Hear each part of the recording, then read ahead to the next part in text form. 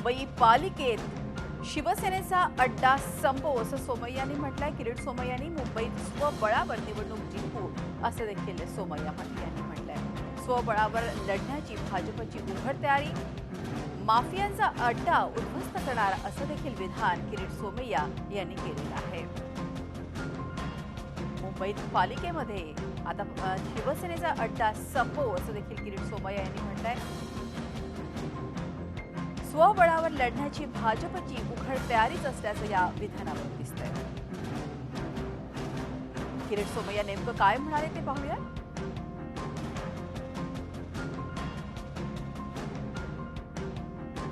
भारतीय जनता पक्ष आपले जे छोटे 2-4 मित्र पक्ष आहेत त्यांचा बरोबर 227 जागा लढणार आहेत।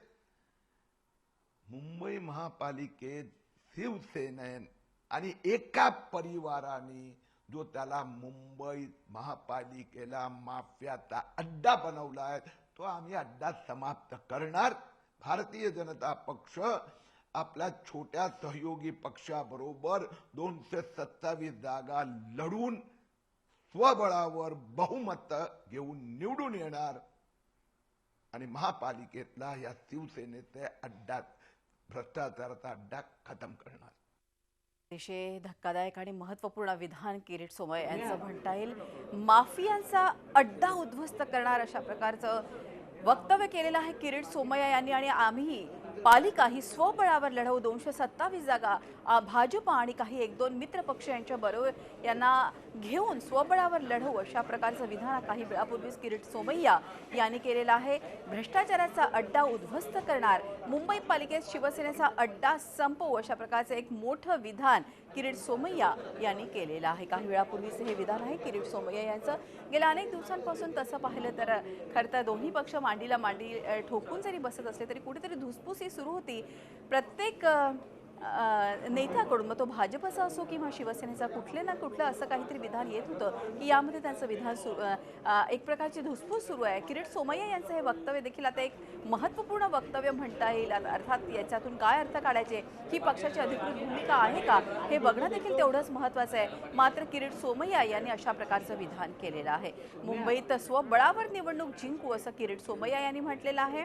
भ्रष्टाचाराचा अड्डा एक प्रकारे म्हटलंय, माफियांचा अड्डा, माफियांचा कट्टा आम्ही या पालिकेमध्ये उद्ध्वस्त करू अशा प्रकारचं एक मोठं विधान किरीट सोमय्या यांनी केलं आहे।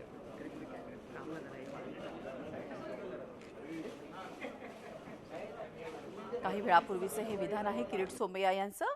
स्वबळावर लढण्याची भाजपची उघड तयारी आहे असं देखील किरीट सोमय्या यांनी म्हटलेलं आहे। मुंबई पालिकेत शिवसेनेचा अड्डा संपवू अशा प्रकारचं मोठं विधान भाजपचे खासदार किरीट सोमय्या यांनी केलं। किरीट सोमय्या काय म्हणाले ते पुन्हा ऐकूया।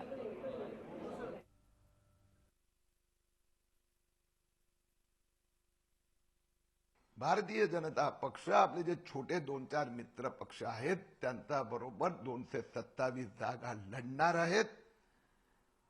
मुंबई महापालिकेत शिवसेनेन आणि एका परिवाराने जो त्याला मुंबई महापालिकेला माफियाचा अड्डा बनवलाय तो आम्ही अड्डा समाप्त करणार।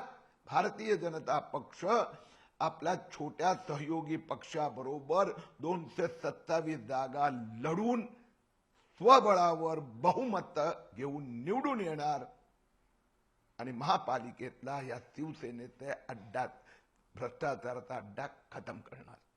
एकूणच या संदर्भात अधिक माहिती घेऊयात। आपले प्रतिनिधी दिनेश दुखंडे आपल्याबरोबर आहे। दिनेश, मोठं विधान आहे किरीट सोमय्या यांचं, एका परिवाराचा आणि अर्थातच पालिकेतला एक मोठा अड्डा आम्ही संपवू आणि स्वबळावर लढू अशा प्रकारचं विधान त्यांनी केलं आहे। काय अर्थ काढायचा?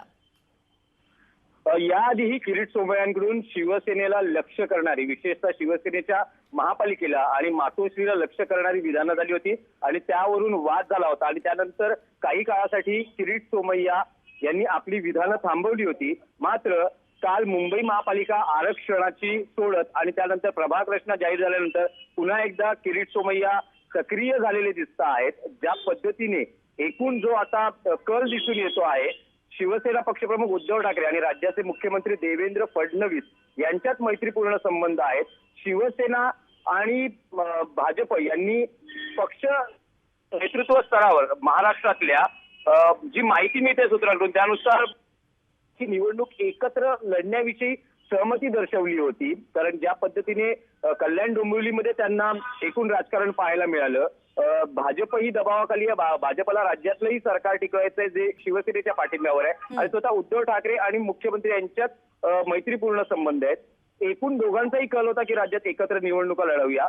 मात्र आता किरीट सोमय्या यांच्या विधानानंतर हे दबावाचं राजकारण आहे का हे पाहायला मिळू शकतं. कारण यापुढे कदाचित जर दोन्ही पक्षांना एकत्र लढायचं असेल तर जागा वाटपाचा फॉर्म्युला निश्चित करणं, जास्तीत जास्त जागा स्वतःकडे खेचून घेणं अशी एक रणनीती असू शकते. त्यामुळे या रणनीतीचा हा पहिला भाग आहे का, कारण आजचा विधान झालेला आहे. तातडीने कुठलीही यावर भाकीत किंवा थेट अंदाज वर्तवणं कठीण बनणार आहे. कारण शिवसेनेच्या गोटातूनही प्रतिक्रिया यावर व्यक्त होतील. कारण दुसऱ्यांदा मातोश्री आणि शिवसेना नेतृत्व आणि शिवसेनेला महापालिकेच्या कारभारावर लक्ष केलेलं आहे. साहजिकच आहे शिवसेनेच्या नगरसेवकांच्या महापालिका नेत्यांच्या यावर प्रतिक्रिया येतील. वातावरण भडकू शकतं. पण उद्धव ठाकरे आणि राज्याचे मुख्यमंत्री देवेंद्र फडणवीस यांची काय भूमिका घेतात, नंतर आपल्या कार्यकर्त्यांना काय मार्गदर्शन करतात आणि सबुरीचा सल्ला देतात का, या सगळ्या गोष्टी पाहणं गरजेचं असणार आहे.